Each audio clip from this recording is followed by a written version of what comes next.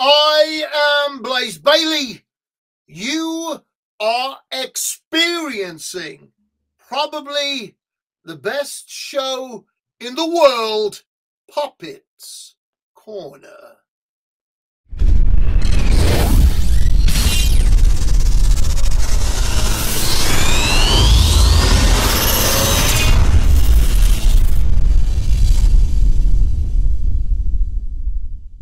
What's going on, everyone? Welcome to another episode of Puppets Corner. Thoroughly excited always to be doing these, and it's been a while since we've done a one-on-one kind of conversation, but I'd like to bring on the guitarist himself and the main man of the Fae, and of course, the guitar player of Mantic Ritual, the one and only Mr. Jeff Potts. Jeff, how you doing, man? Thanks again for coming on the show and hanging. I really appreciate it. How you been? Doing great. Thanks for having me, man. It's been too long. How you been, dude? Been good. I've been busy. And loving it. Like, I moved to Seattle 2 years ago, so I'm still learning this place. It's been really fun. Now, have you ventured out to the show territory? What is kind of the scene? How is the scene different out there compared to here, stylistically wise? I don't go to a lot of shows, but the like kind of proto metal, traditional metal stuff is like huge up here. Like, people who use the word true a lot, like we said poser when we were thrash kids. There's a lot of that. Black metal seems to be pretty good, like pretty decently well regarded up here. Yeah, I've run into a lot of thrash bands. I'm just kind of digging into it. I'm booking this tour right now, so I'm hitting up all of the bands. Of course, it's the Northwest, so Doom is like fucking everywhere. There's a lot of good Doom bands. There's a lot of shitty Doom bands. There's a lot of both. Heck yeah, man. Well, like I said, I greatly appreciate you coming on the show. Let's start with the non-obvious. I would like to start off with what I would consider one of my favorite records this year, to be honest with you now. It's obviously the Fae books with maps. I'm not too sure if this is like a volume series or if this is just like a one and done kind of concept album. So if you can kind of explain just the overall concept to this specific record and why make almost like, I would call it Rainbow meets Queen kind of record nowadays. And it's obviously what we described, what you described last time as power metal. So can you give me kind of just the backstory behind this specific record? Okay. This record, I don't know, I always liked power metal and wanted to make a power metal record, but I never did. I spent years playing other kinds of stuff.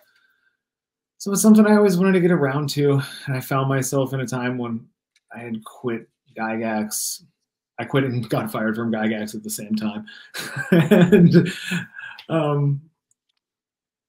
I don't know. I wanted to do another project. My friend convinced me I should do something of my own music. And I was like, yeah, it is about time that I write a record.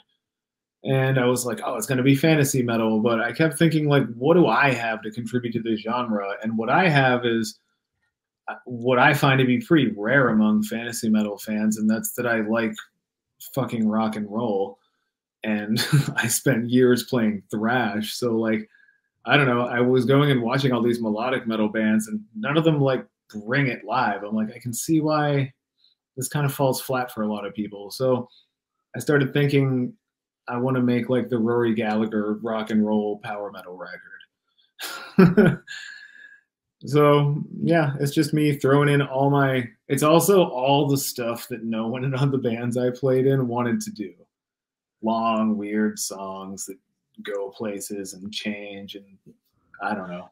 Right, but when you're mentioning power metal, today's version of power metal isn't what it was like in the 70s. Like power metal, I mean, I'm old as fuck, so I'm talking about power metal like 20 fucking years ago, in like what seemed to me to be this golden age. Which, guess what? I was like 17. Whenever you're 17 is your golden age of music, and for me, that was, you know, these bands: Blind Guardian, Rhapsody, Symphony X, the first Dream Evil record.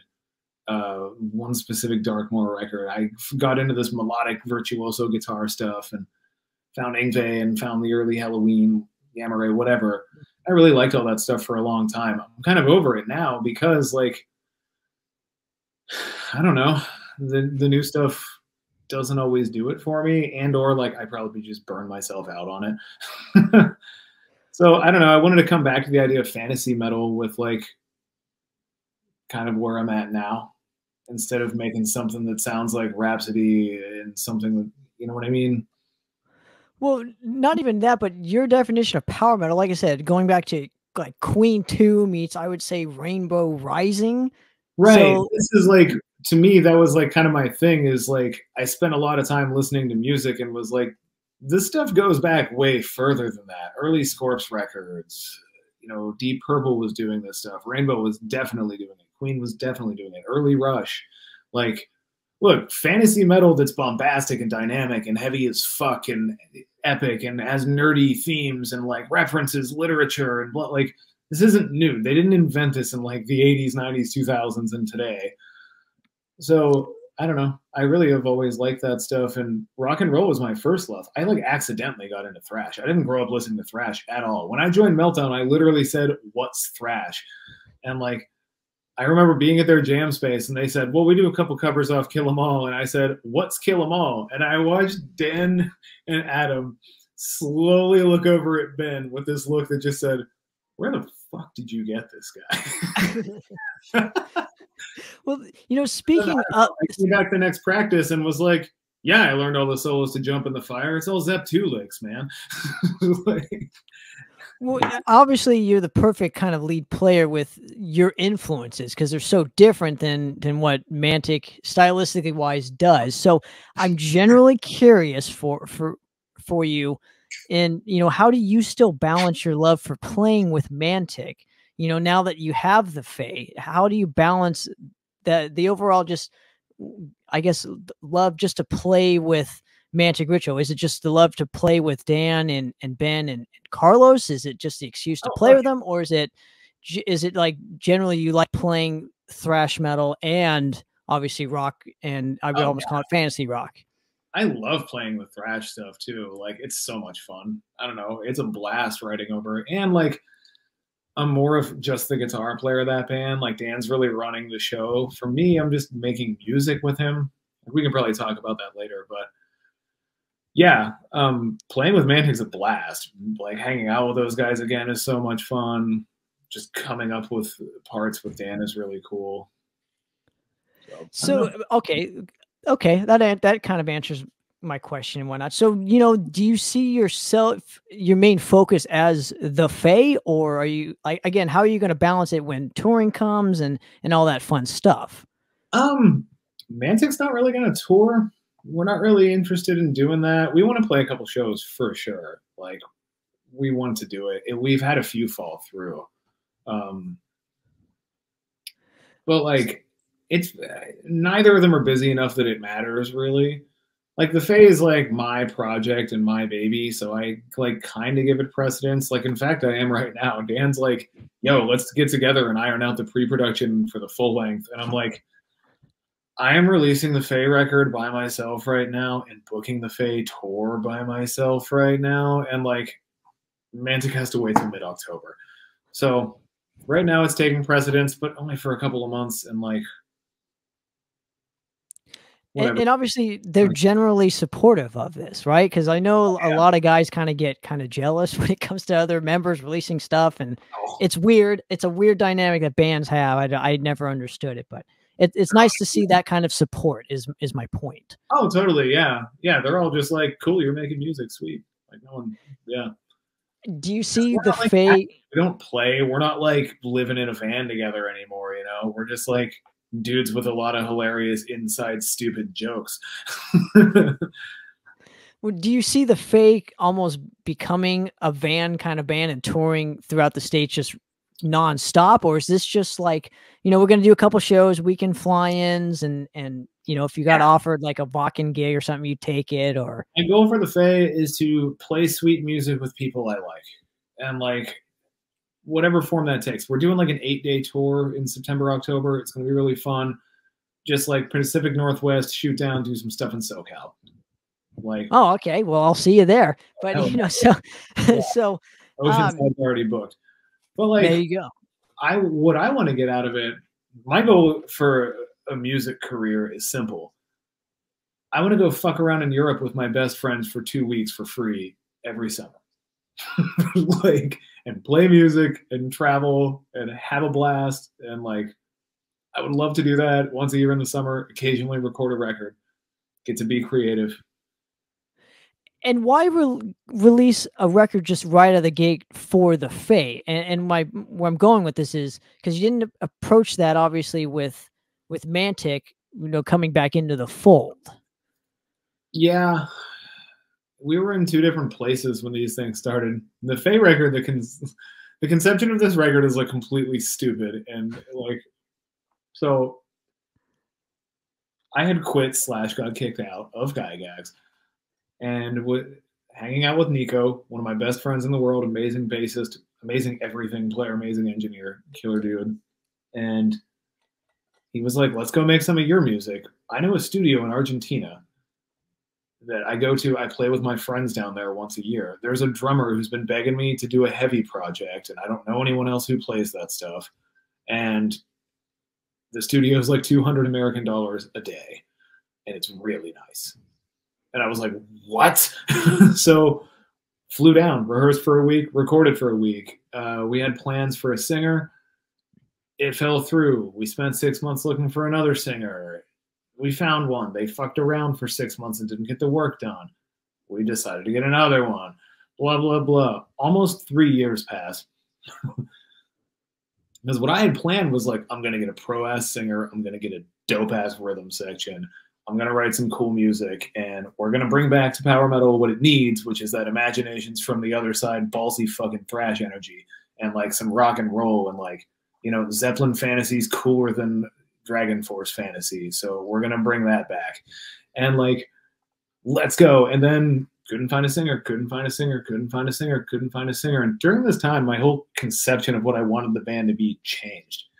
I don't want to dominate a fucking genre. Like, who the fuck cares? I want to play cool music that I actually like with people that I like, and so vocally. So vocally speaking, I got to ask you this because I was very kind of taken back. I'm like, oh man, Jeff's fucking killing it on the vocals. I'm just kind of curious because we couldn't find a singer, and again, I was hanging out with Nico, feeling sorry for myself. Like, why can't I get this record out? And he was like, "You should sing it." And I'm like, "Fuck no." And he's like, "Go do some takes right now." And we did, and they were fucking terrible. And I had my voice blown out by the end of one song. And I was like, "See?" And he's like, "You teach music lessons for a living. It's learning an instrument. You know how to practice an instrument. Go home and practice. Come back in 6 months." And I came back in 6 months and sang the record. So who were you kind of trying to emulate starting out of the gate singing for the first time during this specific session? Because all of us singers and guitar players, we all like to emulate somebody at the start because you don't have your own voice just yet. I don't know if I even had one specific. Like, I've been geeking out over singers I liked and performances I liked for my whole life. Like, I'm turning 37 in a couple of days. I've been listening to music for a long ass time at this point. And I'm sure any like 50-year-old watching this is going to be like, whatever. But like, I don't know. I've listened to a lot of music. I've fallen in love with a lot of music. So I was just practicing all kinds of shit. Your voice has a distinct Ozzy-esque kind of sound to it, I would say. I would almost call it an Ozzy flair to it. Yeah, I don't know if anybody's told you that yet, but it sounds like, again, it'd be like Queen meets Rainbow if Ozzy were singing over it. Oh, cool. It's like the best, kind of comparison I can make. So I don't know. I was just trying to I was doing what every singer does on their first time singing, which is pushing way too fucking hard. I just listened to that record. I'm like, oh my God, dude, relax. Every line is, and it's like, because I played heavy metal for too long and I had to learn how to just pull back. So how does Ben come into the fold here just to even play his piano? I didn't even know, again, didn't even know Ben was that kind of a musician that he could just fucking wail on the piano, Yeah, Ben's a real ass musician, man. We met in music school. We were slamming beer and listening to Yngwie the whole time, but we were kicking ass on we really wanted to learn that stuff. So, I don't know. Ben's still one of my best buds, so I needed someone like I actually learned to play piano over the course of this record. I picked it up like a year before the pandemic, thinking like, I might go back and finish my degree that I quit to go be in Meltdown. like, you know, 15 years ago, I really did like going to school. Maybe I should do that. Well, I want to get comfortable on the piano before I go back. And like, there's a few harmony things that I didn't take my senior year because I quit to move to LA with Meltdown. But like, I bet if I had that, I would write way cooler vocal harmonies. And I'm hitting a limit here. So I went into this teacher and was like, teach me harmony and stuff. And just get me comfortable on the piano. And I kind of fell in love with it. And then a year later, the pandemic hit and I had nothing to fucking do except practice. So I'm really into it. So I could play most of the stuff, but I wanted like a killer flashy intro. And I was like, I don't have those kind of chops on this instrument yet, like at all. But I knew Ben did. I was like, Ben, you love to just like fly the fuck up and down arpeggios as fast as you can. Let's go. So let me ask you this, you know, what areas of input do you now possess with the Fae that you don't have with Mantic or vice versa? Mantic is like overall Dan's project. Like Dan's kind of the vision. Like you need one guy to be like the buck stops here decision maker. You know this. So Dan's that for Mantic. Case in point, the EP that just came out, when we did those first two tunes, like Black Funeral and Crusader, when I heard the mix, I tried for like weeks to get Dan to take it somewhere else to mix it. And he was like, no, me and my friend did this. This is exactly what I want. And I was like, what? And like, you know what? Time has passed, and now I really like the mix, and I think it's unique, and I think it sounds like us, and it's cool. So that's why Mantic Ritual is Dan's band. I'm just that for the Fae. Like, I want everyone to have input, but this album, I wrote the whole fucking thing before I even knew who would play on it, which is why I'm really just over it and want to like move on. And like, now I know that I have like two South American dudes who are buds going back years playing all kinds of genres of music together. Like, that's my rhythm section. I'm going to write way fucking cooler music from now on. It's like what I'm playing here is like, you know, your standard Wax Sabbath beats and shit like I was writing. So do you see this being like a trilogy in the Fae books with maps? Is this just a kind of a one? Yes. Okay. I want to make it a trilogy. I already have plans for what I want the other ones to be. This record is a little cobbled together. So like, I think of side A as like the story. Side B is like, and other tales. I should have called it Books with Maps Volume 1, A Midsummer Night, and Other Tales. Fuck, that would have been great. I'm trying to be as like over the top with all of that like pretentious silliness as possible. Now, like there's Shakespeare references all over it. There's classical references hidden all through there. There's fucking Latin. Like, I don't know. I always loved that stuff. When I was 16, 17 and found out the bands I liked were like hiding deep meanings and old knowledge in their music, I thought that was the coolest shit ever. So now I think it's like kind of goofy and funny, and I just go hog wild with it. Now, besides your own, yourself here and wanting to play the music and whatnot, what kind of fan do you think would be into the Fae? You know, what is, if you take yourself out of it, what kind of band does the Fae, what kind of fan does the Fae pertain to? I think I'm going to find out in a couple of weeks, because I'm like, I feel like I'm alienating everyone. Like, you hear fairy rock and you're like, okay, like, you know, like Doom fans could get into that riff, but then it gets pretty fucking proggy, so I don't know if they would like that. But, you know, people who like heavy 70s rock would probably be like, cool. But then by the time you get to Severian, it's like, all right, like thrash fans, and it's kind of neoclassical, I think, and pretty proggy again. Then there's a fucking German opera song. Then there's a Queen cover. Then there's like kind of a mid-tempo headbanger, like epic tavern rock fucking song. So it's like, I don't know. I was all over the place when I wrote this record. That first side is what I want to pursue more of, like fairy rock into Avalon, which is this like kind of beautiful 60s Melotroni prog land into just like more rock and roll. You know, with cool acoustic intro. So I don't know. I don't know. I want it to be psychedelic. I want it to be musically intricate and interesting. I want way more improvisation to be in the live show and like bring that back into the fold, but also has that super intricate technical shit. So I don't fucking know. Who do you think will like it? You tell me. Honestly, is that an honest question there? Mm-hmm.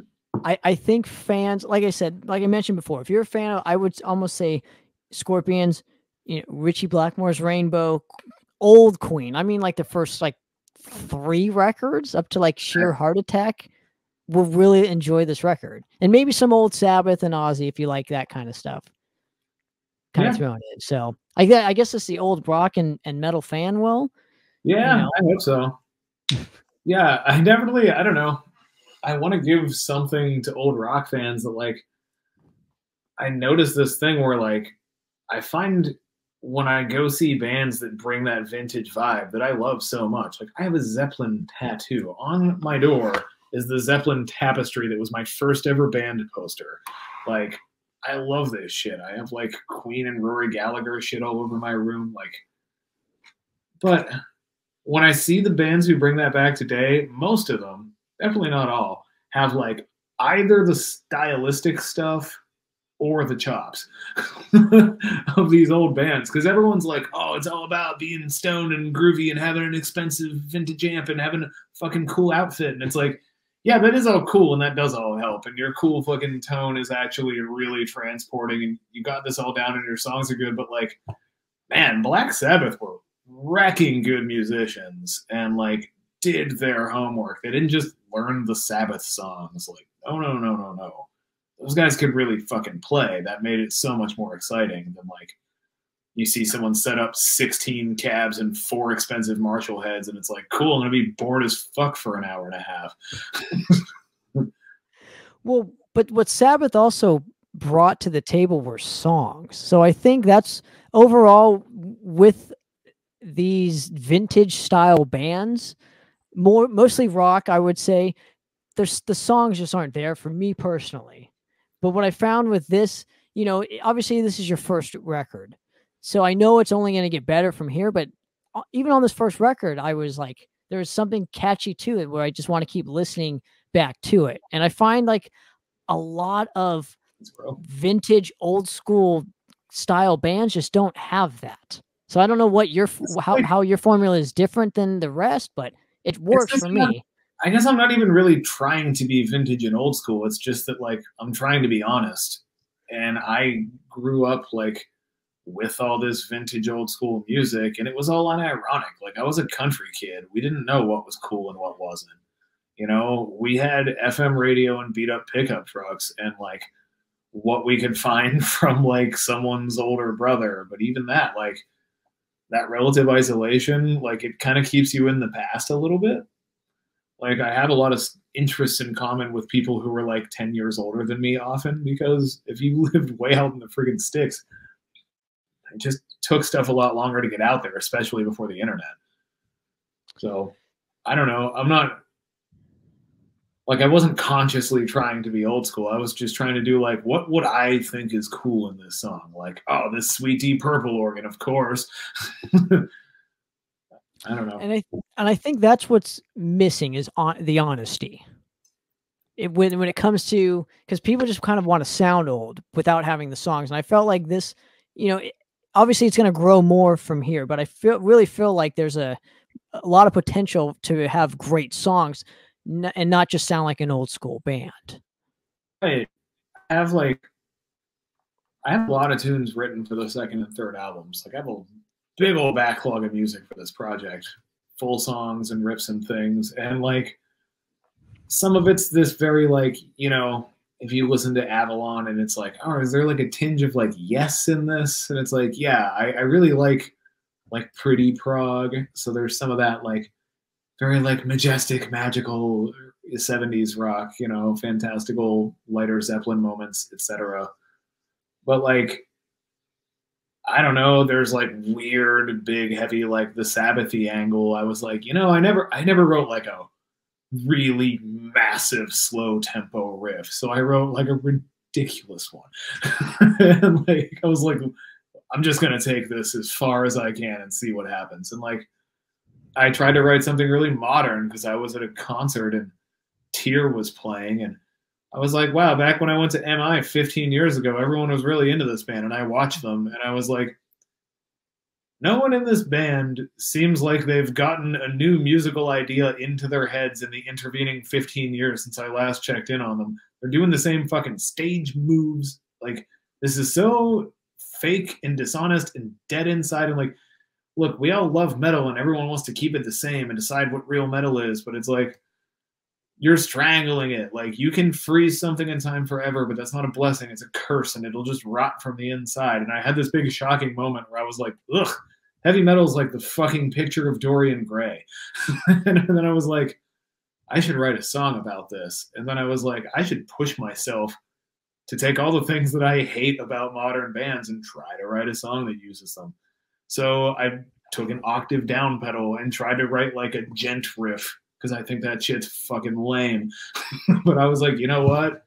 I'd rather be playing gent than be playing the same fucking riff for 20 years the same way. Like, kill me, dude. I don't know. As a musician, I don't know how I could even be in a band like that, to be honest with you. So, dude, just I as a playing Panic. I'm just, wow, that was like 5 years. Like, imagine if it was 20 years later. Like, you know, I guess if there was a stadium full of people cheering me on while I did it, it might be more fun.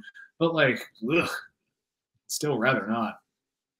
well, right, and it The phase, I wanted to make something that can grow and change. Like, I like that the album has weird fucking twists and turns, because like, you know, it's a little rough around the edges because it was new and we didn't know who the lineup was. But like, listen to Melissa and Don't Break the Oath.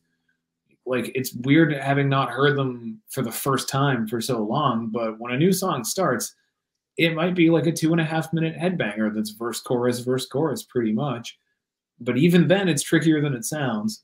Or it might be a 12-minute song where nothing repeats. And like, I think you can be a cool band with those kinds of twists and turns on a record without being Dream Theater, you know? well, without, I would almost, again, I'm going to take a step back here and just say, without almost losing the song. Like, you still have this, you still want to have the song. That's my ultimate, I guess, what I'm trying to say here is, you know, Totally. a lot of people don't like Dream Theater because of the songs. Like, they just don't, they just don't click. So in their defense, in their defense, in the 90s, they wrote a lot of really good songs. oh yeah. I would say almost, what is it? Kevin Morris? Is that who played on the first 3 albums, the keyboard player? Guy?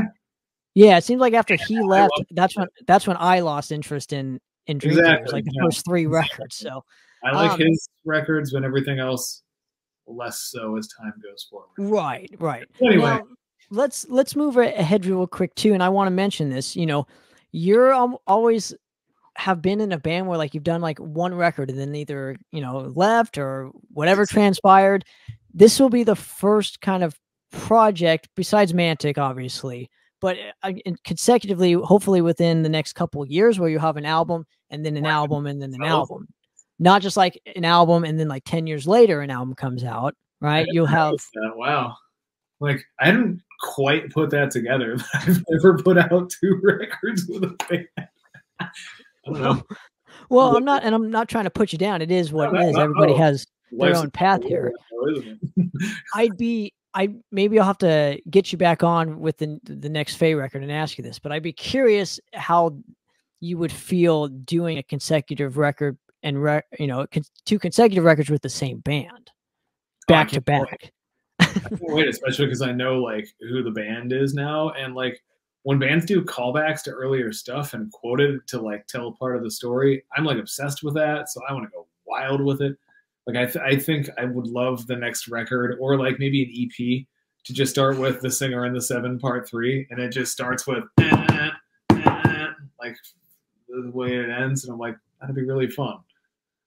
Well, then you can almost put them together, you know, and you have more marketability that way. Maybe do a double LP with it or whatever it is you want to do. So I'm just interested in like trying all the weird compositional stuff that I've listened to and read about over the years that like no bands ever want to take the time to do.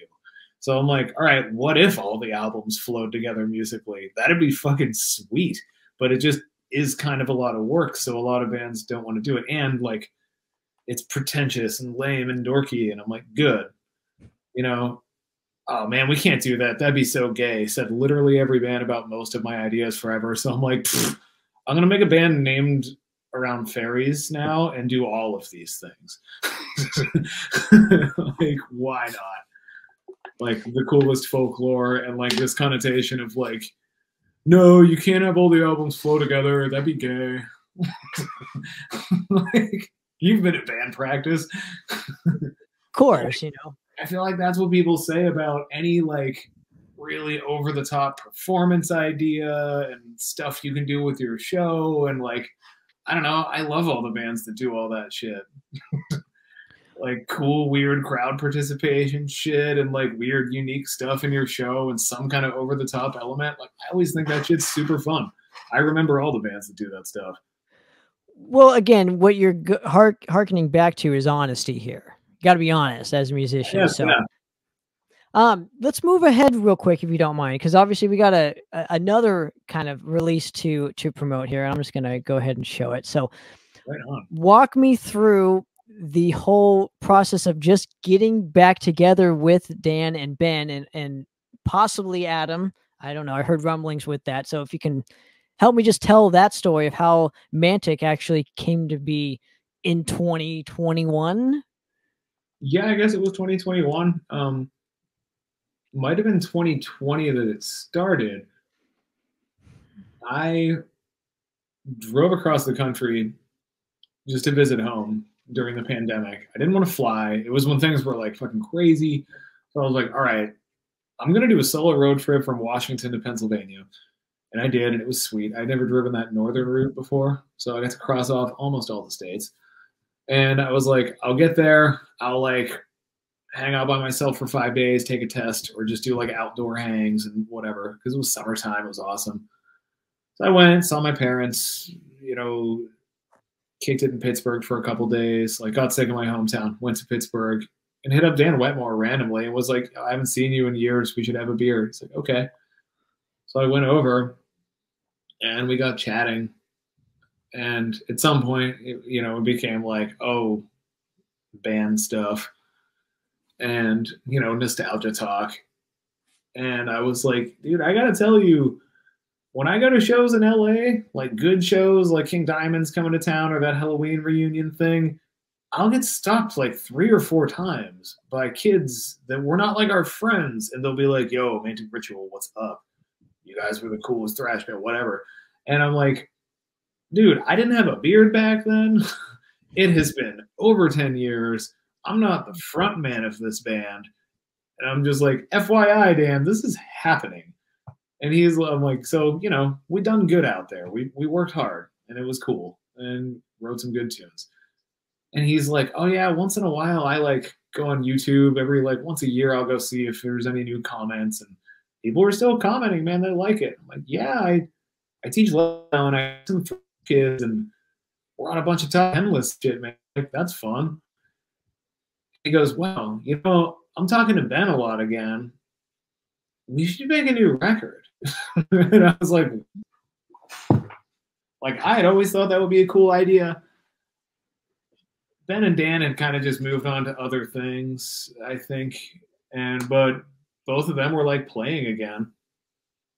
And yeah, we just shot a couple texts around. Dan was like, yeah, I recorded a bunch of riffs over the years. I just have like some crappy WAV files of like ideas. And he sent us a folder and we were like, oh, we'll check it out. Maybe Dan can still play. I mean, he hasn't like been to a concert since he quit Mantic Ritual. This isn't what Dan does.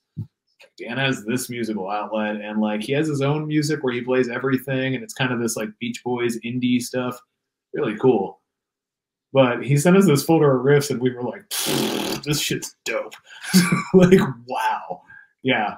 I hope someday we could just publish a lot of these raw ideas because, man, his approach to riffs is always so unique. The way he puts them together into songs is always like so simple and effective. So yeah, he just showed us this folder of riffs, and we're like, let's get to work. We did. We talked to Adam, and Adam was like, I haven't touched a drum kit in 10 years. You guys have fun. Like, you have my blessing. I can't wait to hear it. It's going to be sweet. But, like, I feel like I'll, like, hold you guys back. He's doing other stuff with his life now, so. So, obviously, Carlos comes into the fold here, right? Yeah. Obviously, you guys know each other. Yeah, Carlos was instrumental in, like, Meltdown getting into the LA scene, dude. Me and Ben ran into him on the street. He was our first fucking contact when we moved to LA. We just ran into him on the street, and he was like, you want to get in on a show at the Whiskey around Halloween? And we're like, yeah. Like, we filmed that show and got signed to Nuclear Blast. So, like, Carlos has known me for a long time, and then he gave us his demo, and, like, we had been given a lot of real bad thrash demos in the MySpace days, so we're like, okay, some LA high school kids demo. We're going to drink beer and make fun of this later. Because we were like fucking god-awful 22-year-old assholes. So we went to our friend's house and put it on, and it was the Hexen demo. And we were just like, what? Like, this kid was that drummer? What? He was like 16, 17. Blown away. So, yeah, I've been bros with Carlos ever since. So walk me through recording, getting in the same room with all of you guys and either bouncing ideas back and forth or recording songs just for the first time. What was that atmosphere? And how was it different than what it was like during the Executioner record days? 100% different. Executioner record days, we were like living together. We moved to LA together. We were like, Dan and Adam had a place. Me and Ben had a place. But we had spent like all our weekends together for years playing every single bar. Like, we had played those songs to death everywhere. And we were just young, and this was all we were doing with our lives. And we were just grinding 24/7 on it, like putting our whole lives into it, going to Germany and blah, blah, blah. Recording this, we were all sitting in our fucking houses in opposite parts of the country.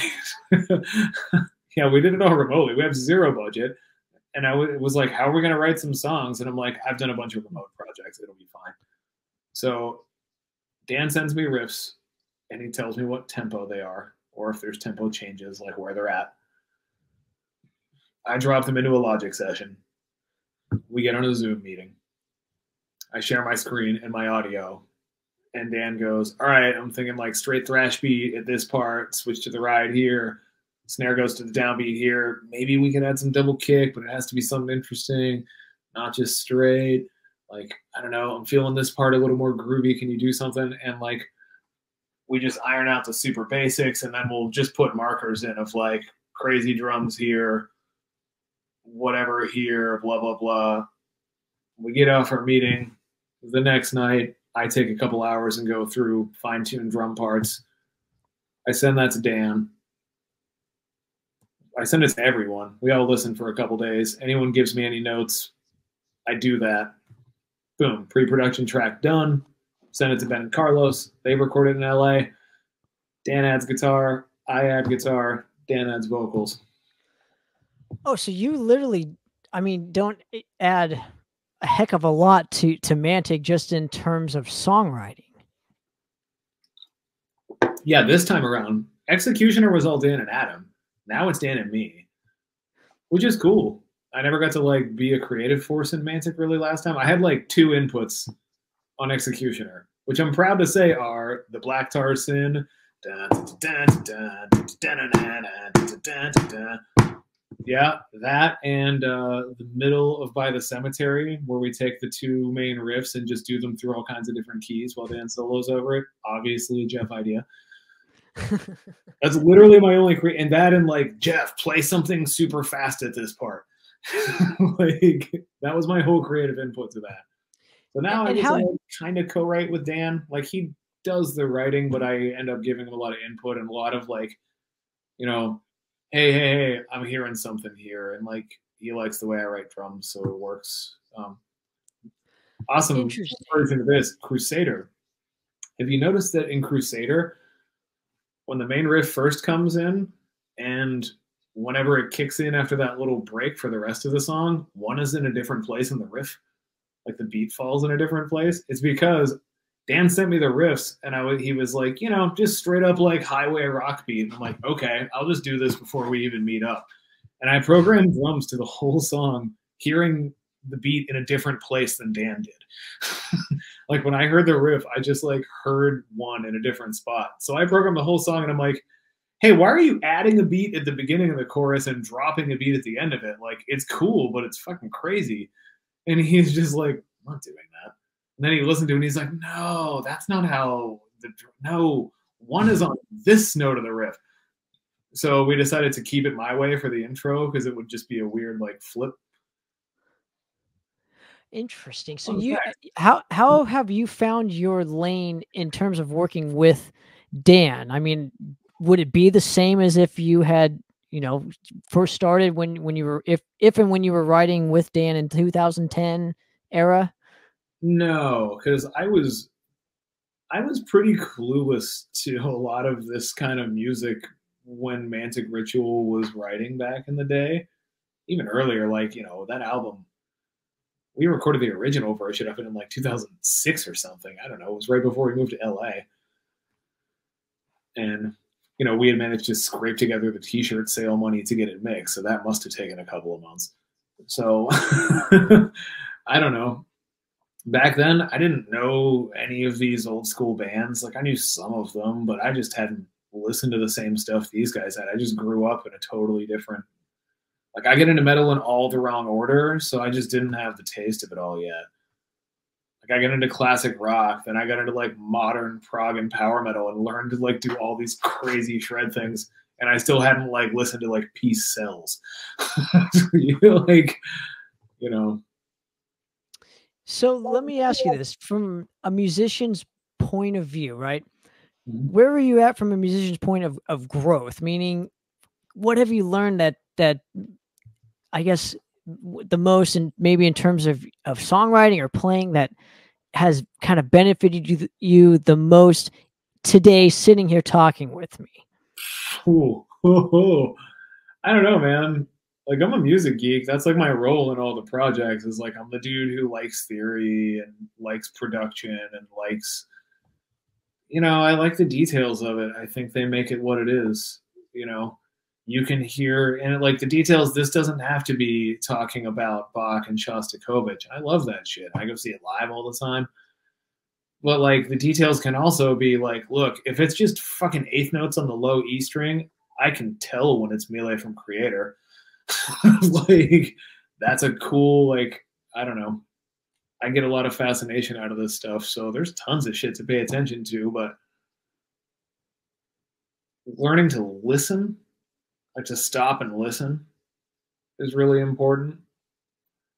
Like, I guess learning to break out of your genre's conventions, because you get so in these lanes of like, well, this is how you pick, and this is how this kind of riff goes, and this is where you do the chokes, and then the beat kicks in, and like, you get so locked into these ways of looking at your instrument and everything. So like, I guess the main thing is like, get out of your comfort zone. Like, I went to go see the Doors guitar player play live. I don't like the Doors. I've never liked the Doors. And I left being like, that was one of the best fucking concerts I've ever seen. That was a guitar master class. Everyone should go. This guy had a Fender combo, an overdrive, a wah, and a delay, and an SG. And he conjured like 1,000 different sounds out of the instrument that I was like, man, I've just been doing the same shit with different notes for the last 10 years. Like, you're not, so I don't know. All the people that we really love in all of these genres got there because they broke some kind of convention. So like, I just wish everyone would stop doing things so fucking correctly. It's so weird. There's a balance to it though, because there's also like, do your fucking homework, learn solfege. Like, I remember a Steve Vai interview. I was like 16 and I read, Steve Vai, what advice would you give to young musicians? And he said, take a solfege class. You know what solfege is? I don't. Sounds like a cheese or something. Mi, fa, sol, la, ti, do, ti, la, do, fa, mi, re, do, mi, sol, mi, do. This. I was like, all right, that's stupid. Shut up, Steve Vai. That's not how you got good at music. And then I went to music school, and they make you learn that shit. And for 2 years of your life, it's a second language that you speak all the fucking time. And you know what? Yeah, absolutely. You just learn to hear everything. You learn to listen. So yeah, get out of your stupid genre. Stop listening to heavy metal, or your metal will get boring. Like, your metal's only as interesting as all the other shit you listen to, because that's what you bring to the table. Everyone at the metal show has heard that fucking Megadeth record. So, like, it's okay. We all know it. We know you're bringing it. Like, yeah, you're going to be down picking some shit. Cool. Get past it and find something else to make it interesting. Do you think that could benefit everybody's aspect of life in general? Sure. Not just for music, but getting in your comfort zone, I guess, is pretty general advice for life. Well, not even that, but learning to listen just in any art form is crucial. Whether it be a painter, or a podcaster, or a radio guy, or a musician, songwriter, I don't know, any art form. I think that would be hugely beneficial to that, and becoming better at your own craft. For sure, because you're only bettering yourself when it comes to these things, right? We don't play music, and we love all you guys. We don't play music for you. We play music for us. We do our art for us. So I think that would be beneficial not only to our, to you guys, but to ourselves mainly. So, if we better ourselves, we better the music that we put out there, or art in general. Absolutely. And also, like, you're not limited to music when you want to break out. Like, check out other art. I used to hang out with this guy who always brought up this interview he read with the Slayer guys, where they asked them their influences, and they were saying, like, contact sports and war movies. And he was like, that's so dumb, it's not even music. And I was like, that's why their music was interesting and different, because they were taking influence from somewhere else. And, like, go to an art museum, find a favorite painter and follow their career. I don't know, find a cool author that really fascinates you. And then it takes a couple reads until you actually really start to get what's going on. And, like, I don't know, find something else to get inspired by. You know what was really inspiring for me? And I know it's going on a tangent here, but it pertains to what you're saying. What really has benefited me most was getting to work with Tony Cole, because he's so prolific at what he does. And obviously, I've worked with him countless times, but watching how he works has inspired how I work as well. How I work with people, how I work with, on my craft. I mean, building relationships. It's all crucial that you can learn from even just watching another artist do what they do. Yeah, it's exactly. You can learn these things from anywhere. These principles carry across to everything. Anyone who studies anything knows that these basic principles carry across to everything. I mean, that's what's happening in physics, is like, we're all going towards one theory. We thought electricity and magnetism were two different things. They're not. You see, like, these movements go across all of art at one time in one decade. So, like, yeah, you can get these lessons from anywhere. I used to always think of it as, when I was a teenager, I was a total nerd for this anime called Ranma 1/2. And Ranma was taught by his dad the school of anything goes martial arts, in which everything is martial arts and everything is a training exercise. And they used it to make it like, it was like a parody of anime. So every week the different type of martial artist showed up, but they were like super fucking ridiculous. It was like martial arts pizza making, and he had to learn how to defeat the guy at that. And that was like the weekly episode. But this idea stuck with me as, like, I was a 16-year-old and I was learning music, and I wanted to be this, like, super dude who knew all the music stuff and can shred faster than anyone. And it was like, everything is a training exercise. Your friend is walking next to you, try to walk a polyrhythm to it. Like, it's I true. don't know, listen to the way different raindrops are hitting and think about how you would notate that. Like, I don't know, try to hear everything. Are you you seem like you're kind of a visual learner as well. Like, one of my absolute favorite moment just from touring was literally looking at the stars at night in the desert. Like that was the most inspiring thing for me. Not playing these shows in front of people, which it's it's fun and all, but like knowing how small we are in the grand scheme of things, just looking up, that's very inspiring for me because it's like, you know what, it's making me more humble, and with that, obviously, you grow as people, and with that, your craft grows, right? It's all about growing, not being afraid to grow. And yeah, I think humbling is a great way to grow your craft because it gets a lot of the bullshit out of your way. Like, I don't know, I've been pretty humbled by the world of music over the years, and I think it's made my music better. For a while, I got to be like the cool dude in the band that made it out of my scene, and it was really fun. And I was like, and now it's like I haven't been on a stage since before the pandemic. Well, fucking nobody, dude. So it's like, wow, I guess it was always just about playing music in the first place. Let's just go do that with no guesses as to what it wants to be or whatever. But going off of this point, I think none of us are anybody, because and here's where I'm going with this. Because even the most famous people, get washed away in time.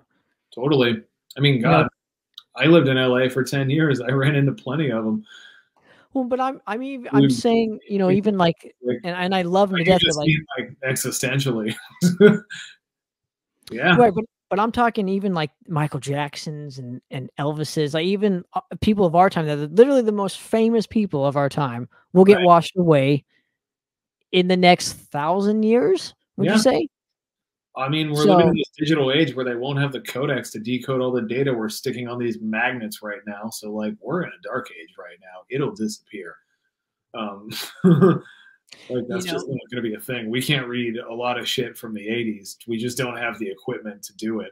So it's like, shit, 500 years from now, everything we're saving and archiving right now, kiss it goodbye. So, yeah, I love that, though. Like, I love the Sagan Cosmos episode where he talks about the Library of Alexandria, and he talks about how, like, look, Aristotle wrote 12 plays. We have 2 of them. This is like saying William Shakespeare had these plays called As You Like It and Henry V. We heard he had some really popular ones in his time called Hamlet. And it's just like, wow, this is kind of what we're doing right now. So it does all disappear, and that's like kind of comforting to me. If I play a show that sucks, it doesn't matter. If my gear fails on me, if I sing horribly because I've never sang in front of people before and I'm about to do like 8 days in a row, who the fuck cares? Well, going off of your point, if you don't want things to disappear, obviously physical media is the best when it comes to, and it's a terrible segue. My non-apologies for this, but with the Faye and Mantic Ritual, where can people support you in terms of purchasing the records and having something tangible that's not going to disappear in the digital age as of yet? So nice. Go ahead. Yeah, well done.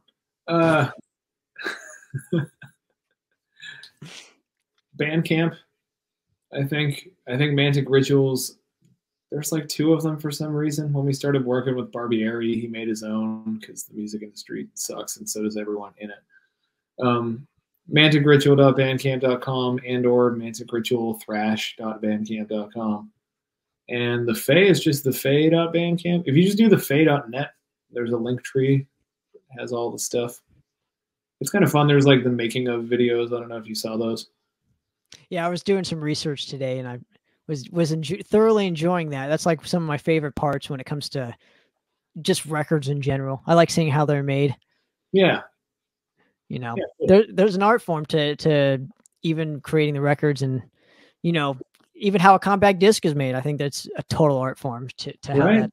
So, but yeah, Jeff, who helped me with all the layouts. My buddy Cody helped me do like modify the layout for cassette and everything, because I don't know if you're aware of vinyl right now being all jacked up by the supply chain. I okayed the Faye test pressings in February. Do you know when I'm going to get them?